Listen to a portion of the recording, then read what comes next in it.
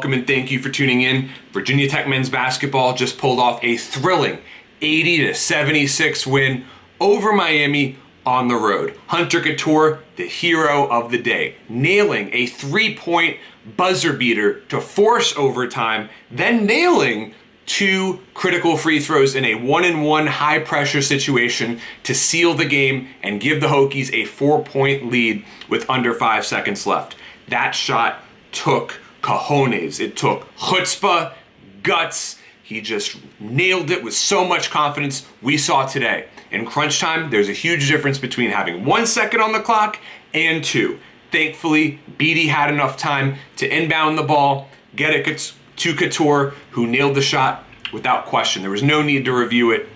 The ball was almost in by the time the scoreboard showed zeros. So Cattoor, the hero of the day, and just massive props. I've never been so happy to be so wrong about a player. He is the gem of a great sophomore class currently in play at Virginia Tech. And speaking of sophomores, certainly hope Jalen Cone is okay. I'm not sure what his situation is. The announcers mentioned that he might have tweaked something in this game, but in his absence, Joe Bamasiel stepped up in a massive way. I mean, that steal, taking the ball the distance of the court when he looked like he was halfway ready to fall over for much of that running was a remarkable move to see. I think that was one of the plays of the season for the Hokies. So Bamasiel finishing with 11 points off the bench. He threw one down. He got an and one.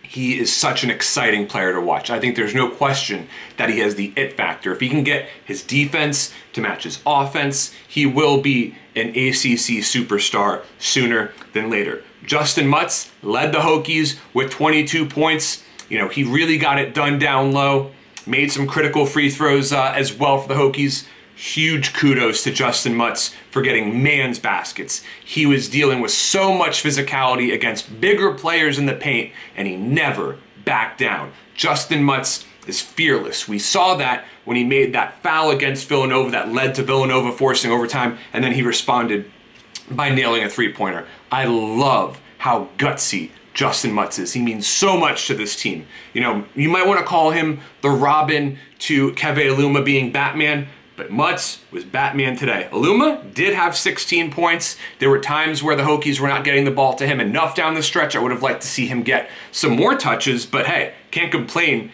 given the result. You know, Aluma should continue to be the focal point of the offense. He delivered a Herculean effort in the win over UVA last week.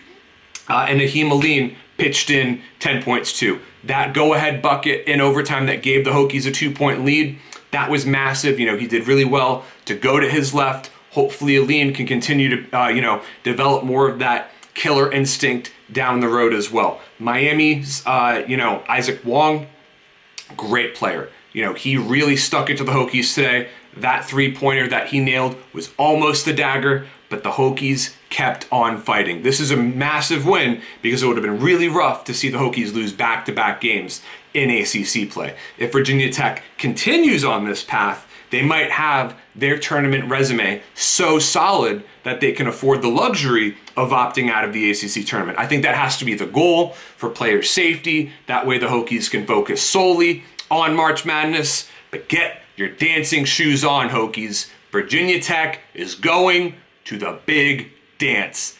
Thank you so much for tuning in. And if you've watched for this long, you might as well subscribe to my channel.